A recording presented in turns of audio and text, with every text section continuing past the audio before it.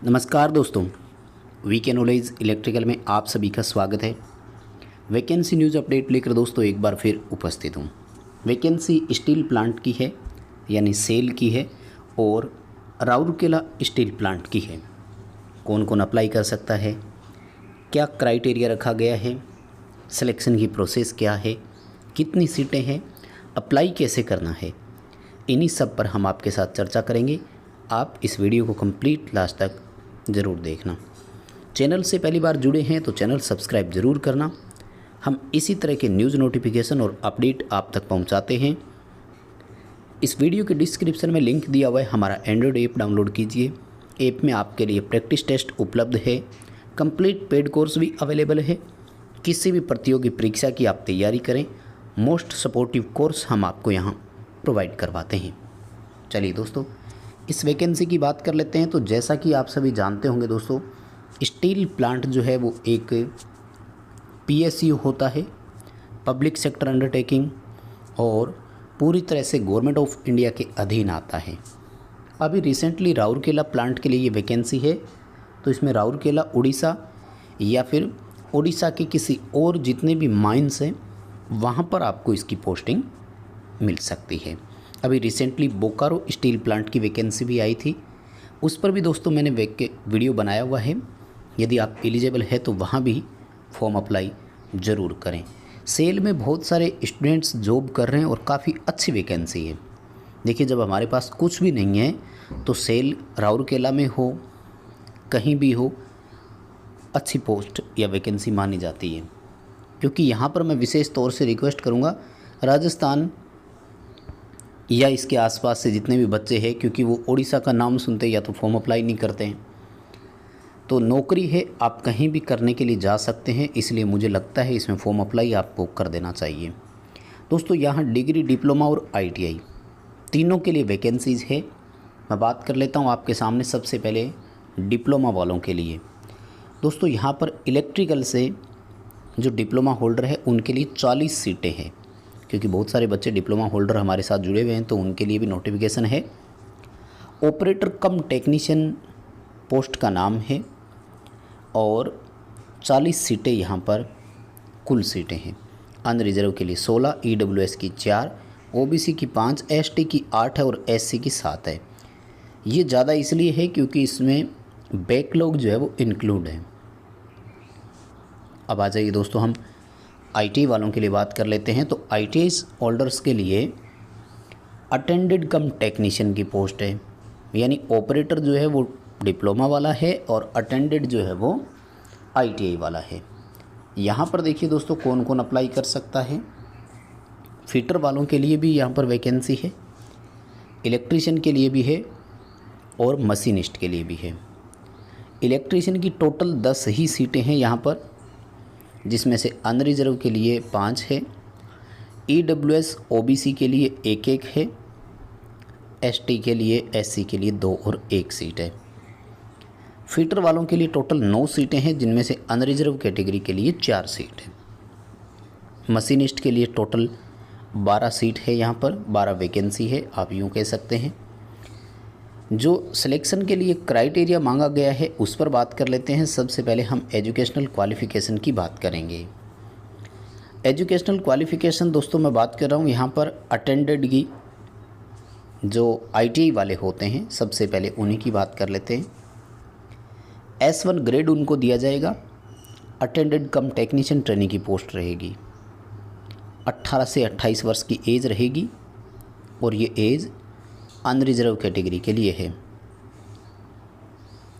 Reserve category को as per reservation छूट मिलेगी, जैसे ओबीसी को 3 वर्ष की, एससी एसटी को 5 वर्ष की यहाँ पर एज रिलैक्सेशन मिल जाएगा। एजुकेशनल क्वालिफ़िकेशन की बात करें, 10th के साथ फुल टाइम आईटीआई किया होना चाहिए। फुल टाइम का मतलब होता है रेगुलर होना चाहिए। रेगुलर का मतलब प्राइवेट या गवर्नमेंट का नहीं है। रेगुलर का मतलब है कि आपने डिस्टेंस वाली नहीं की हो, ऑनलाइन वाला नहीं किया हो, दूरस्थ शिक्षा जो होती है जैसे ओपन बोर्ड से करना। रेगुलर आपका आईटीआई होना चाहिए। गवर्नमेंट से किया हो, प्राइवेट आईटीआई से किया हो, वो कोई प्रॉब्लम नहीं है। SCVT हो NCVT हो वो भी कोई इश्यू नहीं है, दोनों एक्सेप्टेबल है, यहाँ पर ध्यान रखिएगा। और ट्रेड कौन कौन सी है दोस्तों? फिटर, इलेक्ट्रिशियन और मशीनिस्ट। जो ट्रेड का नाम है वही पोस्ट का नाम है। तो ये क्वालिफ़िकेशन है ITI वालों के लिए।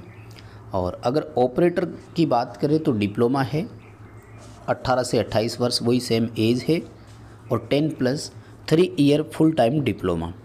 ठीक है। अब यहाँ 3 ईयर फुल टाइम का मतलब क्या है कि अगर आपने ITI के बाद किया है तब भी चलेगा, कोई वो इश्यू नहीं है। ITI के बाद 2 वर्ष का डिप्लोमा होता है, पर वो 3 वर्ष का ही काउंट किया जाएगा, तो वो भी एलिजिबल ही रहेंगे, इसमें कोई बड़ी बात नहीं है। हालांकि इन्होंने डिप्लोमा वालों के लिए तो मिनिमम पास मार्क भी रखा है, ITI वालों के लिए कोई मिनिमम पास मार्क नहीं है। ये जितना भी क्राइटेरिया है दोस्तों, ये क्राइटेरिया आपका 30 सितंबर 2022 के अकॉर्डिंग जो है वो कैलकुलेट किया जाएगा। यानी 30 सितंबर तक अगर बच्चों का रिजल्ट, जैसे किसी ने अपीयरिंग वाले है, आ जाता है तो वो भी फॉर्म अप्लाई कर पाएंगे, कोई प्रॉब्लम यहाँ नहीं होने वाली है। ठीक है। आज ये दोस्तों बात कर लेते हैं कि पे स्केल कैसा रहने वाला है, क्योंकि पेमेंट का तो बहुत ज़रूरी है ना। तो इसमें देखिए जो पे स्केल रहेगा वो हम बात करेंगे। सबसे पहले ऑपरेटर कम टेक्नीशियन, ये डिप्लोमा वाले हैं, 16,100 और 18,300 रुपये ट्रेनिंग के दौरान मिलेंगे, 2 वर्ष की ट्रेनिंग है। ITI वाले को 12,900 रुपये पहले साल और 15,000 रुपये दूसरे साल। अब देखो ये राजस्थान टेक्निकल हेल्पर से कंपैरिजन करवाए ना, तो लगभग उसकी जितनी सैलरी है राजस्थान वाले को भी लगभग 13.5 के आसपास मिलती है, और काट पीट करके वो लगभग 11,000 के आसपास मिलती है। तो इस स्केल को आप छोटा ना समझे, मेरा कहने का मतलब ये है। और देखिए S1 ग्रेड जो है वो रेगुलर होने के बाद में कहाँ पहुँचेगी आपकी? 25,000 रुपये आपकी बेसिक होगी, समझ रहे हो? 2 वर्ष के बाद में जो आपका बेसिक पे स्केल है वो 25,000 है। तो इस पर ऑल अदर अलाउंसेज सभी मिलेंगे आपको, DA TA मेडिकल जितने भी होते हैं। तो ये कैश इन हैंड आपका जो है वो 30+ हो जाएगा, 30,000 से ऊपर आपकी ये कैश इन हैंड होगी। जबकि राजस्थान टेक्निकल हेल्पर में ऐसा नहीं होता है, 2 वर्ष बाद आपको कैश इन हैंड 30,000 रुपये नहीं मिलती है, बहुत कम चांसेज होते हैं। अब आइए दोस्तों बात कर लेते हैं यहाँ पर सिलेक्शन का जो क्राइटेरिया है वो कैसा रहेगा। इसके लिए कंप्यूटर बेस्ड टेस्ट होगा, हिंदी इंग्लिश दोनों भाषाओं में होगा। 100 क्वेश्चन आएंगे और उसमें 2 पार्ट रहेंगे। और अटेंडेड कम टेक्नीशियन, ITI वाले हैं ना, अटेंडेड कम टेक्नीशियन ही थे इसमें। इनके लिए टेक्निकल जो आएंगे वो 20 आएंगे, और जनरल एप्टीट्यूड के 80 क्वेश्चन आएंगे, ये ध्यान रखना। यानी टेक्निकल कम है यहाँ पर, ध्यान रखिएगा दोस्तों। यहाँ पर मिनिमम क्वालिफ़िकेशन मार्क्स भी रखे गए हैं, 40 और 50 नंबर। जनरल EWS के लिए 50 है, रिजर्व कैटेगरी के लिए 40 है।